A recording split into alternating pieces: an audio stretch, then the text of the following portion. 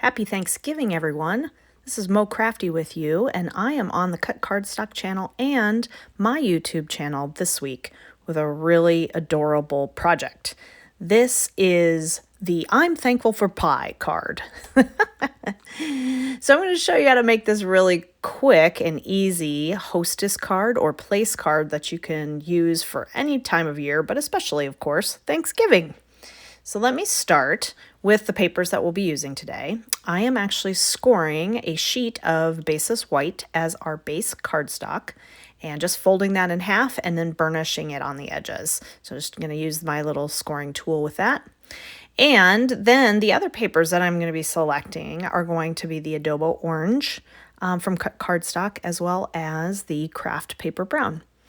So I happen to have a candy corn shape die cut that I am using, but if you do not have a die cut in this shape, you can simply cut your folded paper, leaving a little bit of an edge for folding in the shape of a triangle.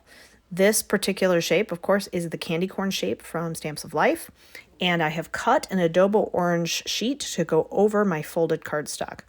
Now, if you are cutting a folded shaped card, when you do your die cutting, you take your die cut and lay it over the fold just slightly so that you don't cut the edges apart.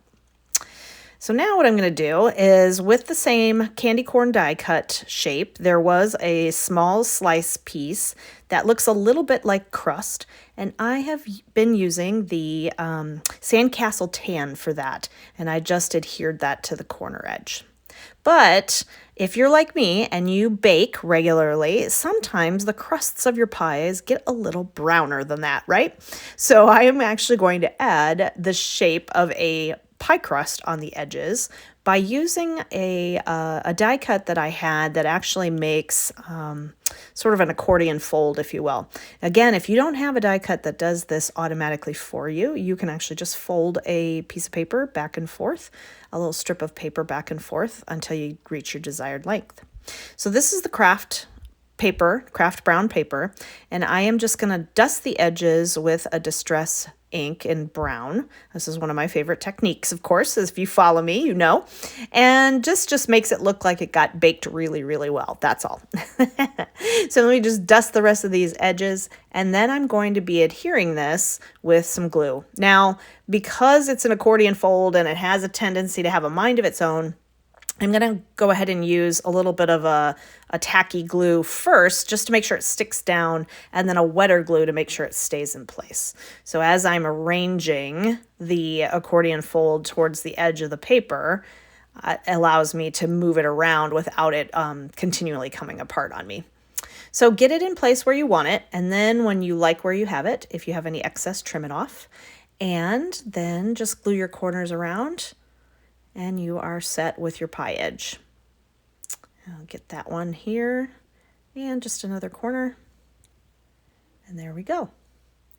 So cute. I love it. Okay, let that dry. And then when you are finished, or that dries thoroughly, you can go back over some of the tops and the edges of your pie and dust it with some more ink if you'd wish. Okay, now, I don't know about you, but if I'm eating Thanksgiving pie, especially pumpkin pie, I do like whipped cream on my pie.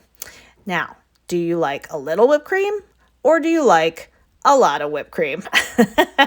This is the Basis White paper, and you can use as many little dollops of whipped cream as you desire on, of course, your very own pie. But just for cuteness, I'm going to go with the lesser amount of whip. To be clear, I use quite a bit of whipped cream on my pumpkin pie. All right, glue that on and the corner, and that looks just like a little dollop of whip. I also have a sentiment that I'm just going to add. This is an option that you can do, but also you can add like letters, for example, if it's a place card, if spell out mom or dad or any name you wish. I'm finishing this off with just a final dusting of vintage photo brown. This again makes it look like it's a baked pie, and then this card is ready to go. I can put it as a place card on a plate or hand it over to a hostess if I wish.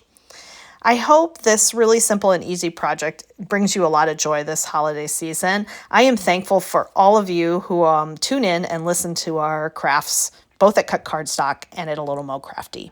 Thank you for joining me.